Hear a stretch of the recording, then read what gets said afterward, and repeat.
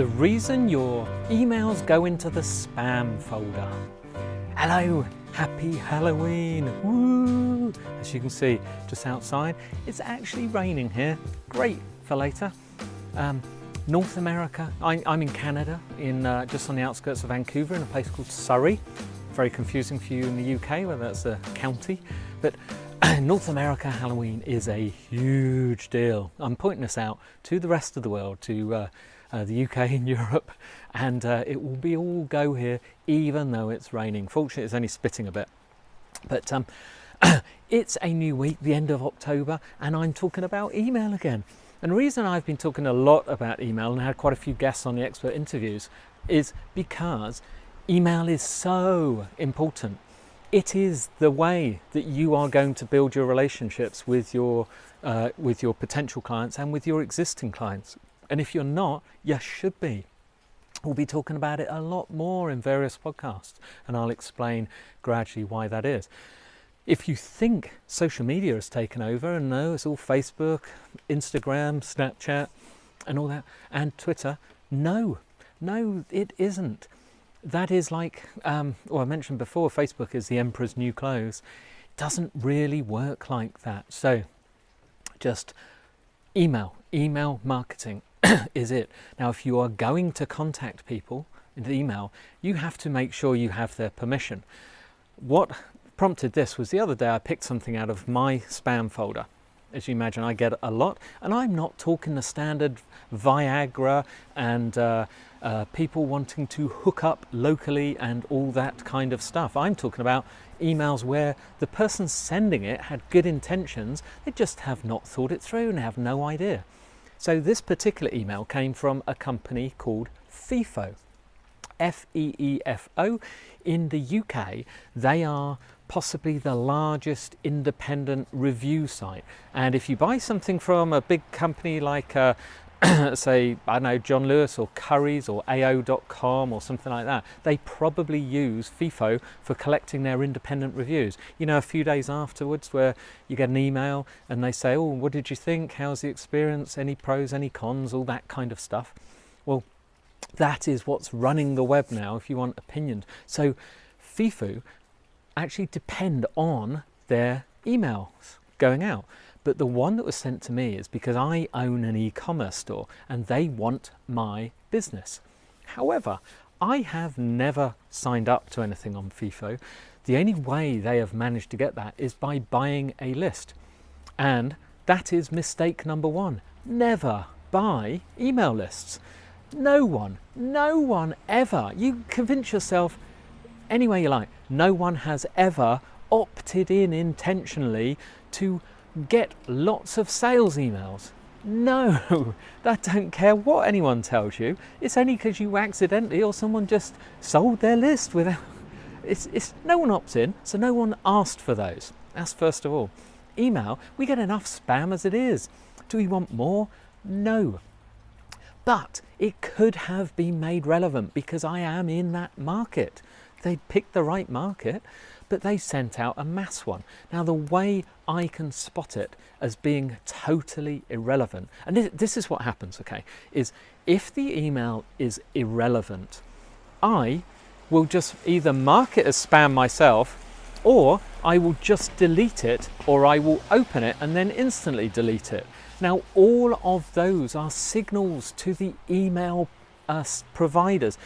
Gmail, Hotmail, Live, Outlook, BT, Verizon, AT&T, no matter Sky, whoever provides your emails, whoever your ISP will have filters in the background to try and weed out this. And yes, they can detect if you quickly look at an email and then delete it, and everyone else looks at the emails from the same places, from the same IP address, and deletes them, they'll know that's spam. And in future, they'll just send them straight to spam to save you the bother. Because you are their customer and they don't want to annoy you. That's how it works, okay? Remember, you are their customer. They're trying to clean up your email. Most are doing a bad job. By the way, I recommend Gmail very much. We use Google Apps, which is Gmail for Business, Gmail for Work. Just the paid version, fantastic. No filter beats it. But so the opening gambit from the person at FIFO to show me it's a mass email sent to everyone is, "Dear Sir stroke Madam." What? Right, if you looked at my website, it would take you about 1 minute, 20 seconds to find my name and to find out who I am, what I even look like, and to know who I am. Then you actually get the boss, okay? You actually get the boss, me. So that's first one. You could have put, "Dear John." The next one is, it said about e-commerce is important, and how it told me about how important, or it asked me about reviews, and do I realise how important reviews are? If they'd have looked at my website, they'd have noticed that top and centre we use Trustpilot, also a massive one in Europe, and we already have a review company. So now that means A, I'm interested, B, I know what they are. So again, you're reiterating that you have no idea who I am, you don't care, I'm not worth the time, I'm just a number, I'm just a bunch, you just mass email and you just hope to grab some sales. In the next sentence, it again reiterated that, and then it said, "Get your free trial." It's like, whoa, hang on, we haven't even had coffee yet and you're trying to get me upstairs? What? I don't care if it's a free trial, you gotta take it easy, pal. You've got to wait, you've got to know me, you've got to get me to trust you a bit, or to like you, tell me something, give me some features. And then the next bit is it starts to list off, it says, "Hey, we supply this and that." Now the companies it lists are gigantic companies, massive, completely irrelevant to me.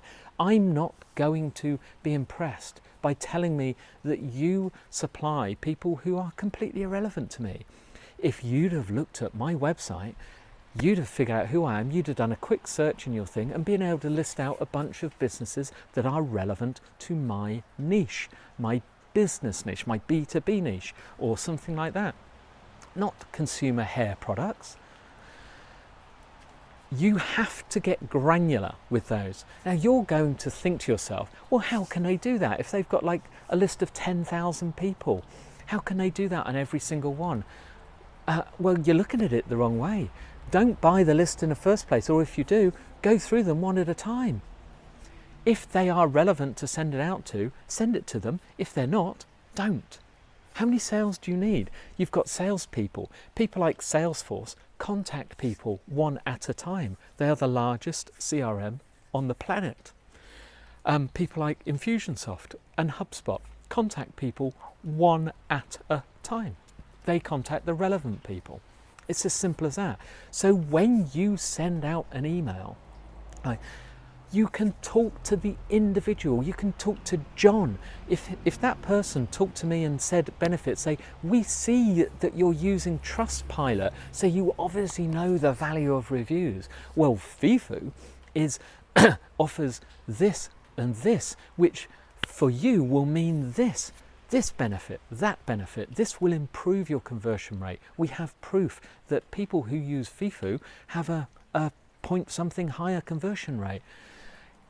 If this is of interest for you, please give me a call. The next thing at the end is it said, if you're interested, please contact us and we'll get back to you. If a person sent it out, they could say, "Please ask for me, Mike or Sheila or whatever name is, and my direct number is, call me anytime and I'll answer any questions you have." Or if you'd like to set up a demo, again, let me know. This will be free, no obligation, of course. Can you see how the difference would be? Now imagine that when you're sending yours out. Talk to an individual, do a bit of research, spend a few minutes, make the effort, because I would then read that. I would then be interested. I may even contact them just to find out what I'm missing out on. But as it is, spam. If it wasn't already in my spam, I'd have just deleted it. Irrelevant. Okay, point made. Anyway, today, I'm going to do this quick because it's raining. Today it is a Monday, So it is book for the week. And today we have a great book. It's called Profit First. Now it's by Mike Mikhailovich, who wrote The Pumpkin Plan that we talked about just recently. Profit First is an accounting term. He discovered that most profits are made from obviously sales minus expenses equals revenues, profits.